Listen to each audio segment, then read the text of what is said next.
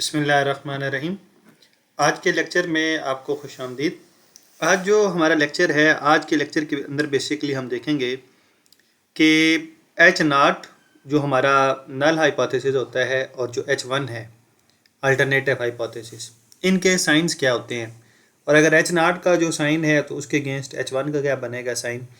तो बेसिकली जो हम सबसे पहले देख लेते हैं कि एच नाट और एच वन के जो साइंस होते हैं वो हमारे पास साइंस हैं क्या क्या। जो एच नाट के लिए हम साइन यूज़ करते हैं, एच नाट का जो साइन होंगे वो हमेशा होगा या तो एच नाट का साइन होगा equal greater than or equals to, less than or equals to. और एच वन का जो हमारे पास साइन होते हैं, एच वन का साइन होता है not equal, less than, greater than. ये तीन साइन एच वन के लिए यूज़ होते हैं और ये वाले तीन साइन एच नॉट के लिए यूज़ होते हैं हमारे पास।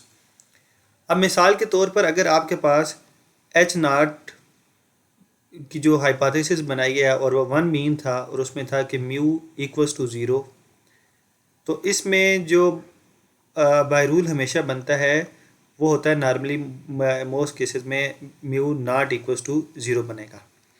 अगर एच नॉट में आपके पास इक्वल है तो एच वन उसके अगेंस्ट अल्टरनेटिव बनेगा कि वो उसके नॉट इक्वल बनेगा। इसी तरीके से अगर आपके पास एच नॉट का में साइन था mu less then mu greater then और इक्वल्स टू ज़ीरो, तो इसके अगेंस्ट जो इसका अल्टरनेट बनेगा वो यही बनेगा कि जो आपके पास मीन है वो लेस देन ज़ीरो है, तो ये इसके अगेंस्ट बन जाएगा। इसी तरीके से अगर आपके पास एच नॉट है वो म्यू लेस देन और इक्वल्स टू ज़ीरो है, तो जो इसका एच वन बनेगा वो इसके अगेंस्ट ये बनता है कि म्यू ग्रेटर देन ज़ीरो।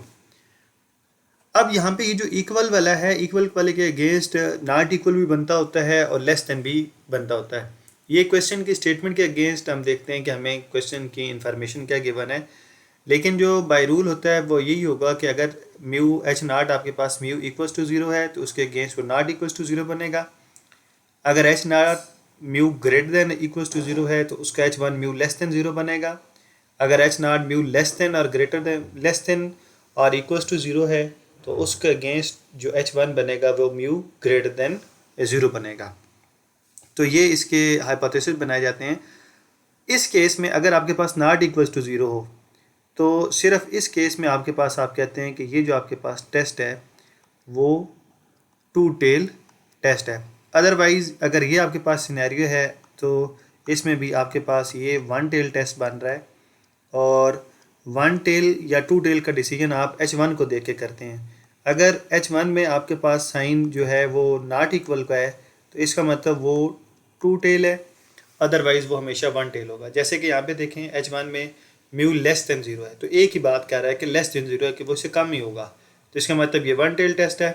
इसी तरीके से यहाँ पर है म्यू ग्रेटर देन ज़ीरो, तो यहाँ पर भी वो एक ही बात कर रहा है कि वो इससे ग्रेटर देन ज़ीरो होगा, इससे बड़ा है, एक ही बात कर रहा है, तो इसका मतलब यहाँ पर भी ये वन टेल टेस्ट होगा। यहाँ पे टू टेल टेस्ट इसलिए कि यहाँ पे दो बातें हो सकती हैं। Mu not equals to zero है तो इसका मतलब ये है कि वो इससे ग्रेटर भी हो सकता है और इससे लेस भी हो सकता है, तो इस केस में ये टू टेल है, अदरवाइज ये हमेशा वन टेल टेस्ट हमारे बनेगा। तो इस तरीके से हम एच नॉट और एच वन के साइन डिसाइड करते होते हैं और डिसीजन करते हैं कि ये वन टेल टेस्ट है या टू टेल टेस्ट है।